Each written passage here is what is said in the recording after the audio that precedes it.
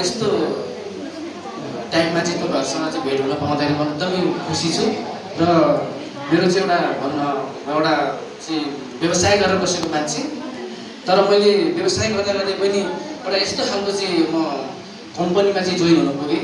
यो कम्पनीमा जोइन भइसके पछाडि मलाई धेरै कुराहरू चाहिँ लाभहरू भएको छ र यही क्रममा चाहिँ आज म हाम्रो चाहिँ दामोदर सरले चाहिँ मलाई यहाँ चाहिँ कम्पनीको बारेमा चाहिँ केही प्रकारको कुराहरू गरिदिनुको लागि चाहिँ यहाँ बोलाउनु भएको थियो। यसमा चाहिँ तपाईँहरू पनि उपस्थित हुनुहुन्छ, त्यसको लागि म धेरै धेरै खुसी छु तपाईँहरूसँग भेट हुन पाउँदाखेरि।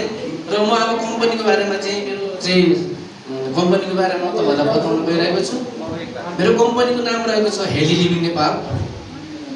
यो कम्पनीको चाहिँ मेन हेड अफिस भनेको चाहिँ काठमाडौँको चाहिँ 32 पुतलीमा रहेको छ र यो कम्पनीको चाहिँ हाम्रो एमडी हुनुहुन्छ मिस्टर डाक्टर टेम्पा शेर्पाजी हुनुहुन्छ र यस कम्पनीलाई चाहिँ 2077 सालमा चाहिँ नेपालको चाहिँ ऐन कानुनबाट चाहिँ प्रत्यक्ष बिक्री वितरण गर्ने चाहिँ एउटा नेपालको गभर्नमेन्टबाट चाहिँ तपाईँको चाहिँ अब स्वीकृति प्राप्त भएको छ। र बाँकी म अब के कुरा भन्न चाहन्छु भन्दाखेरि अब मैले चाहिँ यो कम्पनीमा लागिसके पछाडि यो कम्पनीमा काम गरिसके पछाडि के फलिफाप पाइरहेको छु भन्दाखेरि धेरै कुराहरू पाइरहेको छु। किनकि मैले के गरेँ भन्दाखेरि दोकान परिवर्तन गरेँ। हामीले दोकान परिवर्तन गर्दाखेरि चाहिँ अब हाम्रो जिन्दगीमा चाहिँ तपाईँको चाहिँ भन्न अब हाम्रो जिन्दगीमा चाहिँ धेरै कुराहरू चाहिँ अब भन्न राम्रो हुँदै रहेछ होइन। अब यसमा मैले तपाईँहरूलाई के भन्छु भन्दाखेरि सबभन्दा सुरुमा चाहिँ यो कम्पनीको चाहिँ अब भन्न तपाईँको चाहिँ हेड अफिस काठमाडौँ मैले भनिसकेको छु र यो कम्पनीमा चाहिँ 3वटा फ्याक्ट्रीहरू छ।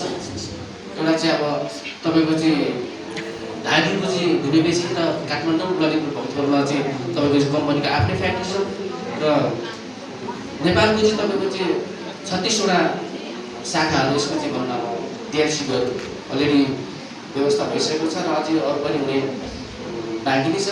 हुने चाहिँ अब भनौँ न तपाईँको चाहिँ अब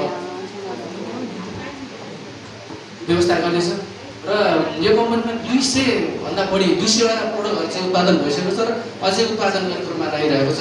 र अब बाँकी कुरा म के भन्न चाहन्छु भन्दाखेरि यदि तपाईँहरू पनि यो कम्पनीमा चाहिँ जोइन हुन चाहनुहुन्छ र यो कम्पनीमा रहेर काम गर्न चाहनुहुन्छ भने सर्वप्रथम तपाईँहरूलाई चाहिँ अब यो कम्पनीमा चाहिँ अब भनौँ न सदस्य बनिने मतलब कि जोइन हुनुको लागि काम गर्नुको लागि चाहिँ तपाईँहरूले एउटा नागरिकता चाहिन्छ। नागरिकताबाट चाहिँ तपाईँहरूले चाहिँ कम्पनीमा जोइन हुनुपर्ने हुन्छ र यस कम्पनीको यो कम्पनीले तपाईँहरूलाई चाहिँ अब